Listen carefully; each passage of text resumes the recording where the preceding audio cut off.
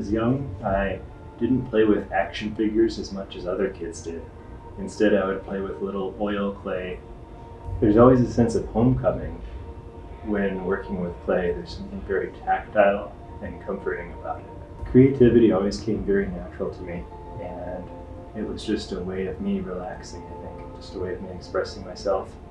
I was very interested in simple concepts. When I would find leaves in the forest, I would just obsess over them, and they were little treasures. I think it's fascinating that you can find something in the forest that's more beautiful than you could make in the studio. Also, I really like insects, and there's something really poetic about the way that they just kind of keel over and die in our environment. It was when I encountered stage 4 cancer that creativity didn't come so naturally anymore, and I really struggled with some internal issues. I think it was a really difficult time in my life because I had been living what I would consider the dream. I had a really fun time just traveling. I'd come back to the States and make some money for a while and then go abroad again and travel and do residencies. Stage 4 cancer. It's like finishing a really good book, and my life became that closed book. And I was pretty content with it being closed. But then where do you go from there?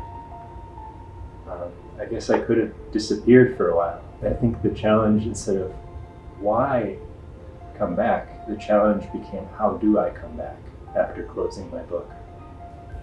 I started dating the woman who's now my wife, and I really love her art. So we wanted to collaborate, and I made work that would suit her work, as far as making pottery that she could put her illustrations on and have that fit together well. So it took my work in a direction I would have never thought. It's much more gentle and cozy and comforting, and I really like that actually. My business is called Two Hold Studios. We make handmade pottery that is whimsical, and it's supposed to feel like it's snuggling you as you're holding it. It's that one thing you can come to after a hard day or waking up and it's a hard night. You can come to and it'll make you happy. I start with a pretty round ball. Stick my thumb in the middle of it. I rotate it around by pinching the edges towards the bottom, and I establish the bottom. From there, it's just like wheel throwing where you pull up the wall. So I'll be pulling. Here we're trying to keep the clay from moving outwards so we can keep the tall, narrow shape and then shape it afterwards from a cylinder, just like you would in wheel throwing. One thing that my art explores is the idea of abandonment, then rediscovery. And I really like the childlike awe and wonder that comes to people when they find something in nature that they don't know how it was made and they don't know how it got there. So a lot of the work that I make with the intention to not leave a mark of the maker on the work. When I'm making a sculpture, I try to rely on only my hands, but I end up using a lot of carving tools as well.